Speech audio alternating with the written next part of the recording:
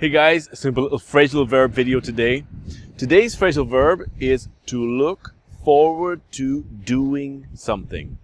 This has a really simple idea that to look forward is two things. Okay, literally it's like look forward.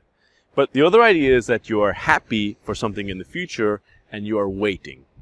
Now, for example, I am living in Portugal, so I have not seen my parents for 5 or 6 months, and they're coming in 2 months. So I'm happy and I'm waiting. So I am looking forward to seeing my parents.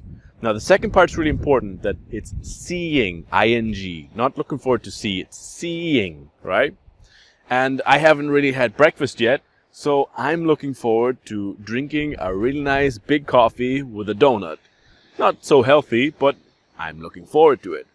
The third thing I'm looking forward to is I'm looking forward to seeing and reading your comments and your examples. What practice you're writing right now? What's something you are looking forward to today? Okay guys, thanks so much for watching. Check out another video.